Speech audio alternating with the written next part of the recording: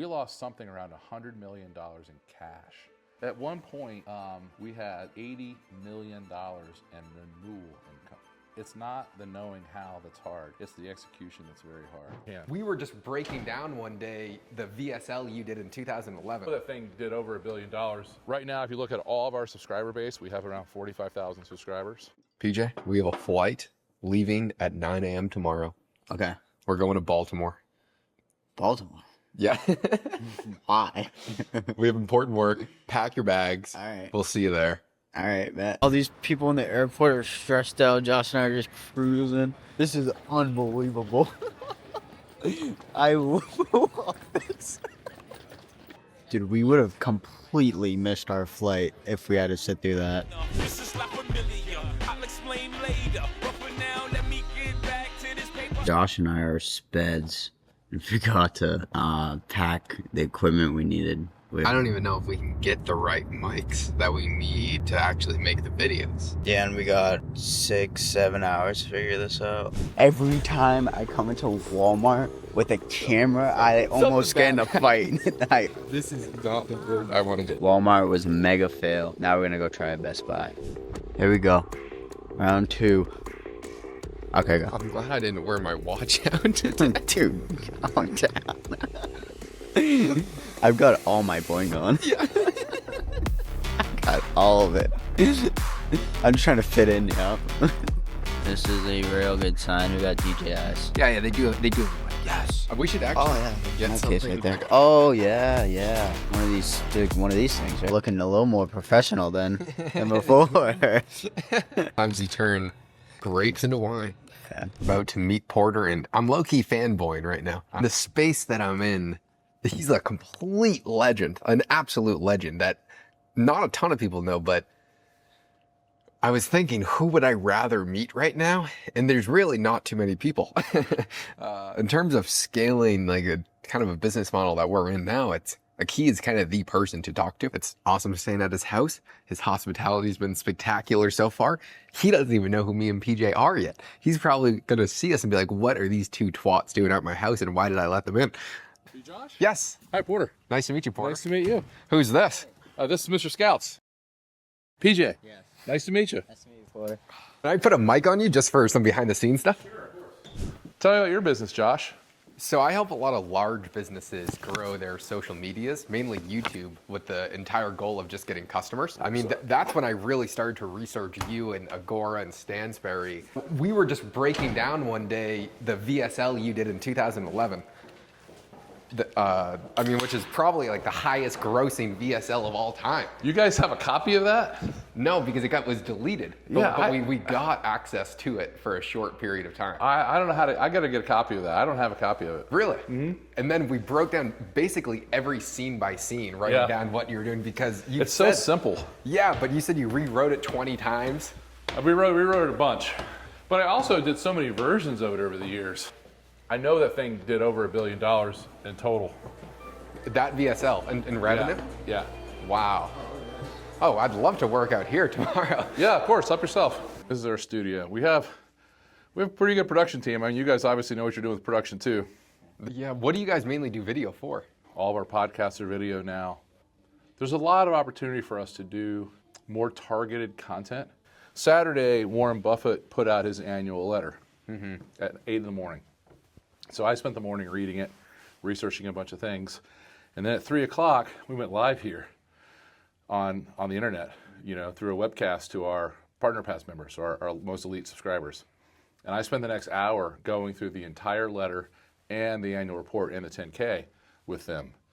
Like, nobody else is going to do that. And so this facility gives us the ability to touch our readers and improve their financial understanding dramatically. More so. Think about how long it would have taken me to write all of that and then have it laid out, have it published, sent to them in an email, and then they'd have to open it and spend 3 hours reading it. Much better to just sit down and have a conversation about it. So a lot better communication if you have the video capabilities. Like people understand it better from video as well.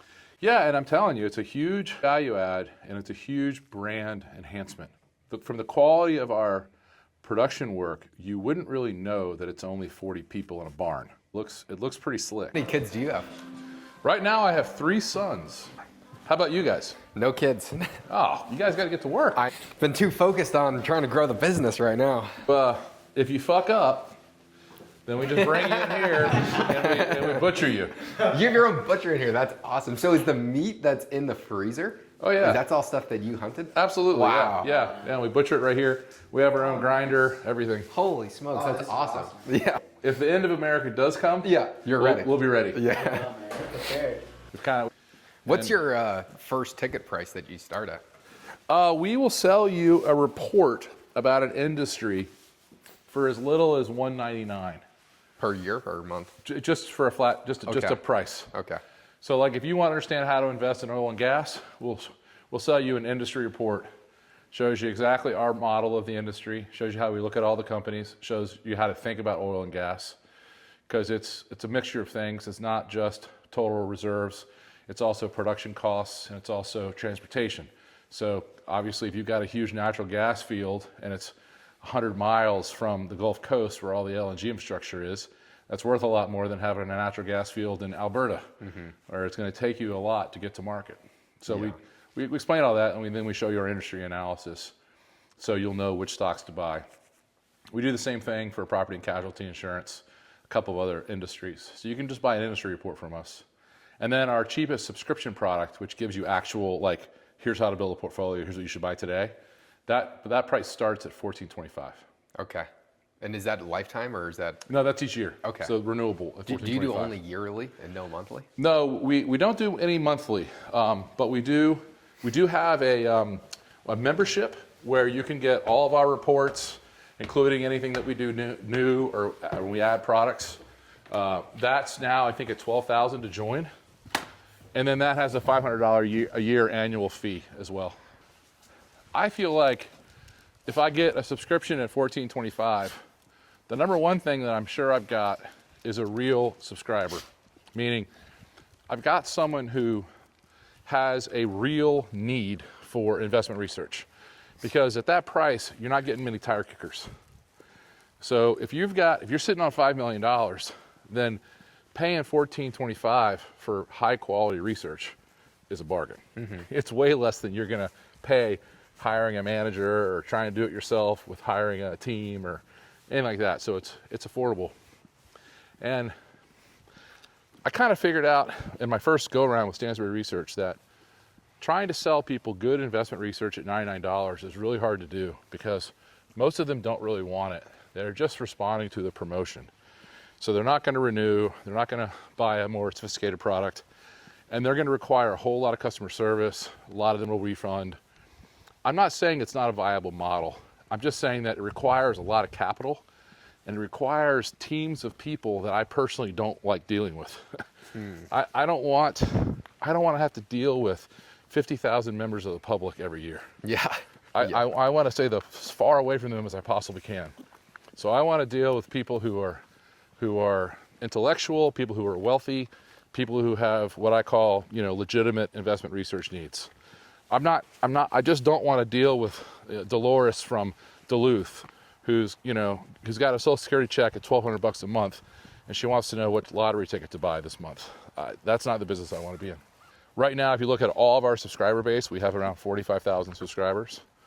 Probably half of them came to us from affiliates, and half of them came from direct advertising that we did on our own. And those are all paid members? All paid, yeah. Wow. Yeah, that's incredible. We have some free, but not very many. Free are just the people who bought something from us and then didn't renew, but didn't cancel the daily that we do. So to get on our list, you had to pay. Yep. At some point. Yeah. Do you know Aaron Brabham? No. He lives in Medellin. He's my affiliate manager. Oh, really? Yeah, there's a lot of affiliates. I would love to meet him. Medellin. Especially with all the guys that I work with. I've been setting up my own affiliate networks. Smart. But just because I don't want to sell these products all day. Yeah. I would rather have someone else sell them for us. Sounds good. But how does his business work? Is it your in-house affiliate manager? Yeah, he's our director. He's our managing director in charge of affiliates. And so I've been in the financial research business for 30 years. So I'm a pretty known entity. Yeah. So it's not hard for us to sign up affiliates. They know that our work is going to be good. and then know that we have legitimate customer service. Like if somebody's not happy, we're going to give them their money back. What was it like when you first started growing the business, and when you started to hire people, and it changed from just having an info product to running a real serious business? It was hard. Anytime you start a business, it's hard. When I started my first business, I at least had a parent company. So I had some people to help me with things like HR and legal and accounting. But the hard part is, with what I was doing, I had to create most of the content myself. So I would work 8-10 hours a day creating the content, and then I had to work 8-10 hours a day running a company. And especially hiring is really, really challenging. Very hard to get the right people. I think that if you hire 5 people and one of them is good, you've done a really good job. It's very hard to find people who will do what they say. And of course, after that, it's hard to find people who are talented. Finding people who are both talented and will do what they say, that's impossible. So that was the hard part. When I started this company, it was a little bit easier because I had such a big network, and I had so many people that I'd made money for in the past that reaching out to them and saying, I'm starting something new, can you help give me a hand up? Can you give me a free send? Can you lend me a graphic designer for an afternoon? There was a lot of people who helped. So it wasn't as hard, but still very hard. Most businesses don't make it. I would just tell you that you can't be the CEO of a business unless you actually understand what it is the customer is getting from that business, and how that thing, whatever it is, a good or a service, is actually being provisioned by your business. So if you're going to be a good CEO, you have to know what your customers are actually buying from you. And you have to almost have been a customer or know it very well. And then, of course, you have to understand what it is everybody in the organization does and why they're important. And I would say that very few public companies have that.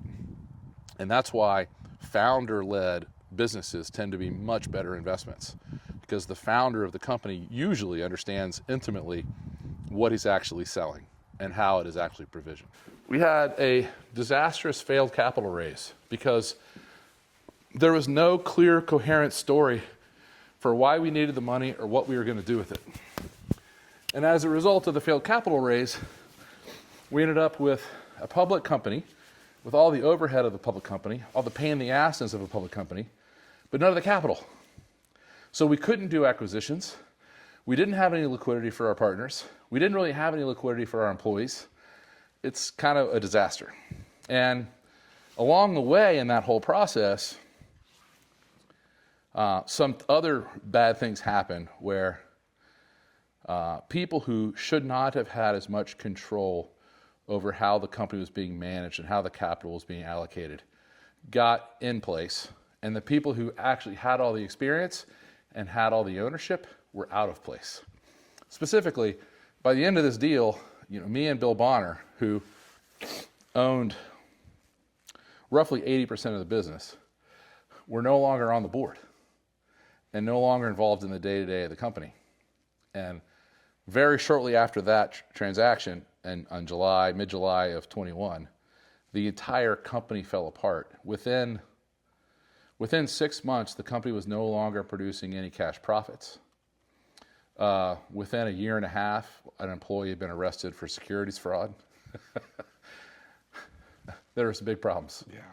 So I think that anytime you see the founder or a significant ownership group leaving a business, it's usually a mistake. We lost something around $100 million in cash because of the actions of about 4 or 6 people in about an 18-month period. That's pretty impressive when it comes to piss poor choices. And again, I want to be really careful. I'm not accusing any of those people of any kind of criminal intent or anything like that. They just made really bad decisions. And they did so in every case because their incentive was X. And they didn't understand that X plus Y was going to be a disaster. So just lots of bad decisions. So in my new company, I get to make all the decisions and they're final. And people don't have to worry about my incentives because I own 100% of the equity. If I don't deliver, then I lose everything. So that's pretty fair. I would like to have equity partners in the future, and I plan to have an equity partner with Bill Bonner again. Actually, his son Jules is now running Agora. And Bill was the best partner that anyone has ever had. And I'm very much looking forward to Jules becoming my partner. And we have a transaction in place that will allow for that to happen over the next 5 years. Well, congratulations. Yeah, I love being partners with the Bonners for sure. But, you know, it's a tale that's as old as business, right? You just can't, there are things that you cannot delegate. Yeah. I was just going over that with actually one of the guys I work with, Kenny McElroy. I don't know if you know who he is, but he has a pretty large real estate business. And because he's really been helping me scale everything I'm doing. He has 300 employees. And so he's one of my clients, but one of the agreements that we have is that he's kind of mentoring me, and he'll show me his like EOS org chart as to how he's hiring people, what he's looking at, and just trying to make sure I don't get completely screwed over. Because I just want to learn as much as possible from him. And that was one of the exact things that we were going over is how do you hire people to make sure legally, from an employee standpoint or from your clients, that everything you're doing is secure. It helps to hire people that don't have a proven history of being crooks. Yeah, okay. So, for example, if you hire someone who has a lifetime ban from the securities industry and you put him in charge of running a small cap recommendation service to investors, there's a very good chance that he will defraud your customers. That's what he spent his lifetime doing. Mm-hmm. So that's one of the things that these people who took over our company did. So you're in charge of capital allocation, and the second thing is you're in charge of risk management. And if you work in a service business, the number one source of risk for you will be your employees. They have to be good people of good character. They have to be, or your company will be destroyed. Promise. Mm-hmm. For the info product space where you are, and now there's so many people that have info products. I mean, it's a very popular business model, especially with people my age. They'll start to get popular on social media and they'll start an info product. And it's a relatively simple model to get to, let's say, $1 million per year, but it's extraordinarily rare for info products to be at hundreds of millions of dollars.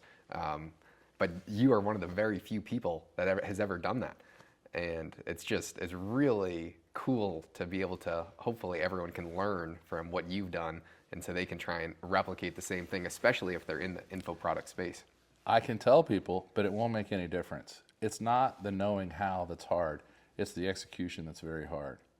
And I'll tell you, the most important thing about it is something that I refer to as gravity. For converted subscribers, our lifetime value is in excess of $3,000. Wow. And a converted subscriber is anyone who's bought something from you twice. So we might sell an introductory subscription at $49. I'm not counting those people unless they subsequently buy something else or renew. So a converted subscriber, lifetime value of $3,000. You guys are the absolute pros at cross-selling and upselling and just getting someone in the door. I mean, it's really, really incredible how you guys play it. But I'm telling you, the reason why that works is because our content makes people money. Yeah. So if you were following my advice to, I'm trying to think of what one of our best performing ideas has been lately. If you were following my advice to buy Progressive insurance a year ago, and you bought $50,000 worth of it, and you've doubled your money, or more than now, all right? And you paid $1,000 for that. You're like, oh, that's an incredible return on investment. And so when I ask you, great, would you like to upgrade to a membership where you never have to buy another renewal for $12,000, and I'll sell you my work on biotech, I'll sell you my work on distressed debt, and you'll get a daily e-letter from me personally. Guys like, sure, that's only part of the money I've made.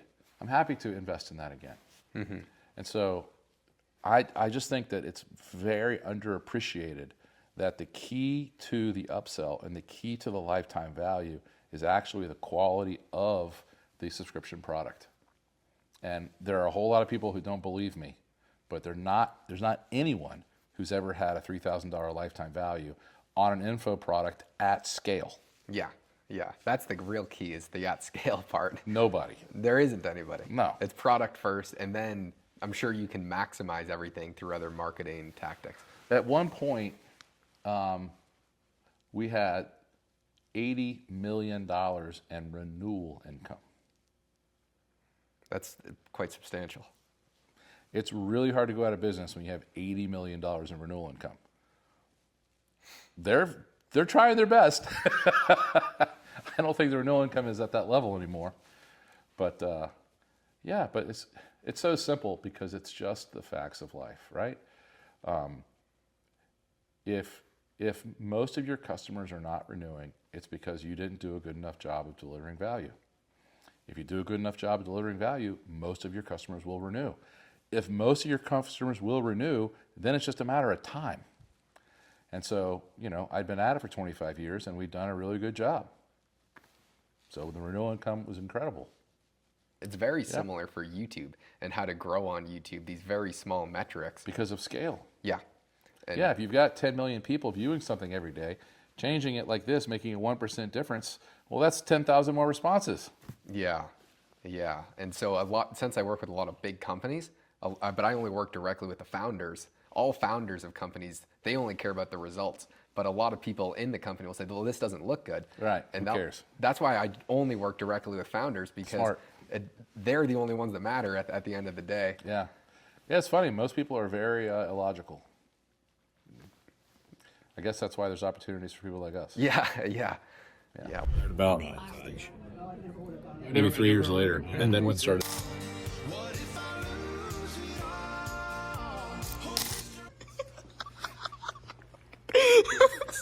Stop.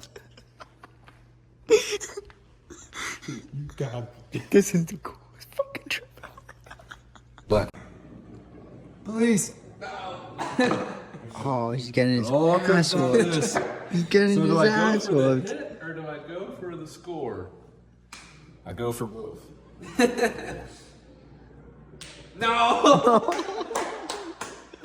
Even make sport watches. So this is like a hunting watch. And this is what they call the John Mayer.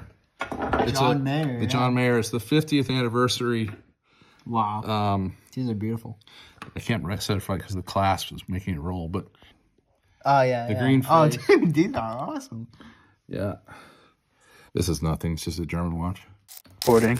dude, PJ, what the hell just happened? Dude, this was sick as fuck. Yeah. What a fucking guy, man. Yeah. Well, when I was about to pick up dinner, he said, "Thee who buys the wine shall get the tab." He said, "If you knew how much money I just spent on that bottle of wine, you will take that back." Yeah. And then I saw the bill. What was it? I just saw that 20% was a $500 tip. $500 tip. Whoa. Was that a good time for you, money? It was a wonderful time. That was pretty fucking epic. Yeah. His house is, by no stretch of the imagination, it's gotta be $17 million. Yeah. And then this is his second house. If you guys saw his basement, you guys have no fucking idea. His wine cellar, fucking everything. Thank you, Porter, for the hospitality. Yeah. We had 2 bottles of wine at dinner. Yeah. Buzzing. Yeah, man. I know, Dude, PJ, and we but- still got this fucking whiskey to And kill. he was like, make sure you guys drink some beers. You guys got enough beers at the house for Yeah. the rest of the night? Dude, look at this thing. He shot this. He shot this fucking thing.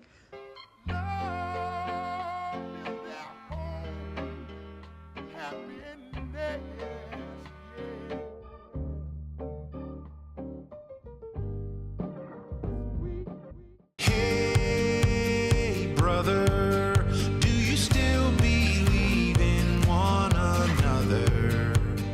Hey, sister, do you still believe in... I mean, this was just like awesome. This whole weekend, it was just like kind of like a vacation, like a weekend. Well, we are in this sick.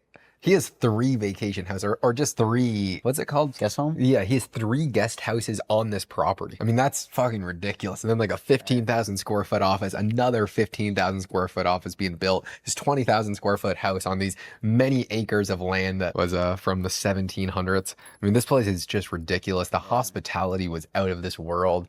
I mean, the attentive to detailness. The dinner last night was the most fun you can have with your clothes on. For sure. And that's stealing a line Oh, it's so funny. from one of our mutual friends, Porter, and I, Doug Casey. That's a phrase that he always says. But it's really, really amazing how much the network's just been evolving and evolving and evolving. I mean, Porter might be at like the top level right now. He just kind of showed a new avenue to what's really possible. Having, I mean, 2 planes, 4 yachts, many houses in Miami, New York, Maryland. I mean, it's honestly just ridiculous how awesome that was. The $3,000 dinner last night that was literally just hanging out with 3 people. I don't even know how we spent that much money. Yeah. Thank you for not letting me cover that one. The boys are on the road again. I just can't wait to be on the road again. I'm sure they appreciate I'm gonna sing to the chill ass Uber driver. it. Dude, like Yeah. that one dude. Yeah. That would be so funny if you could pull it. Well, this dude he's known as a chill guy.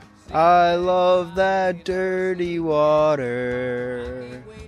Oh. Boston, you're my home. Please don't do that. I gotta do that. None of y'all mirror me back. You hear me rap, it's like hand G rapping his prime. I'm young H.O., raps Grateful Dead. Back to take over the globe, now break bread. I'm in Boeing Jets, Global Express. Out the country, but the blueberries still connect. On the low, but the yacht got a triple deck. But when you young, what the fuck you expect? Yep.